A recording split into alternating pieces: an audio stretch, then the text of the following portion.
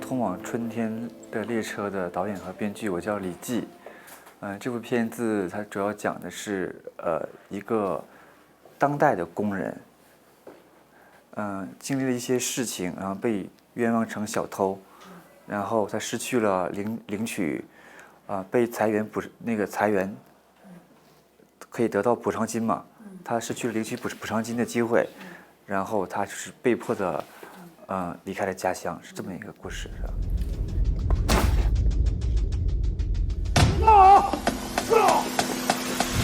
你们就不能相信我一下吗？这东西不是我偷的。但是你们空口无凭，我们不还得照章办事不是？年轻人啊，被厂长给开除了，一个是一分钱都得不到。你们得学得聪明一点。因为这件事情，因为我的家乡就是齐齐哈尔，我在齐齐哈尔拍的。因为齐齐哈尔它是一个典型的重工业城市，但是因为改革之后，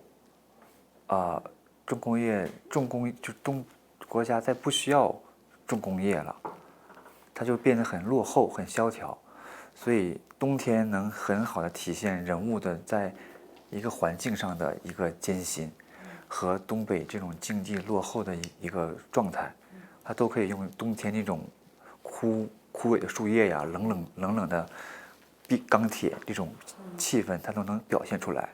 这就是所以一看就是这个地方是没有太大希望嘛，就是给人感觉，主要是从环境上，它就能表现出这些感觉，这些我想说的事情。所以你选了冬天。所以选择冬天拍摄，对。AET。Lucky Dog，因为他也是拍的，因为他也是拍的工人，他是拍的铁路的退休工人，退休工人要赚钱养家嘛，因为他退休金不够，因为他还有那个职业病，所以他老婆也有一些病，所以他要做各种工作来养家，所以他拍的是退休铁路工人的事情。然后他又拍一部电影叫《钢的琴》，也讲的是90年代的下岗工人。同样的导演。同样导演一个导演，对。所以但是没有人拍80年代80后就是当代的工人是个什么状态。所以这是我看完他们电影就说哇，我想拍一个就当代跟我同龄的一个工人是一个什么状态。所以这是我拍的一个初衷啊。因为来电影节看的观众可能跟大众不一样，他们就想看平时在影院看不到的一些片子，因为电影院上映都是一些类型片、商业片，就很大制作这种。我这属于比较小成本的一个文艺片，所以说我想如果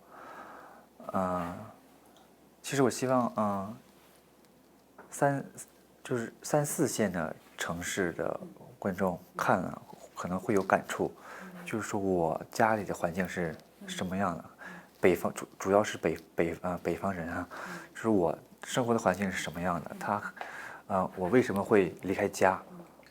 我觉得他们看了会有一些感触，因为有一个观众会说，就是告诉我，他周围就有类似这样的人，这样的环境。说影片很真实，他很喜欢。我想就是应该针对这样的人群吧，让他来找一些找到自己的影子，说我为什么会离开？主人公是这样离开的，那我当时离开家去更大的城市去工作。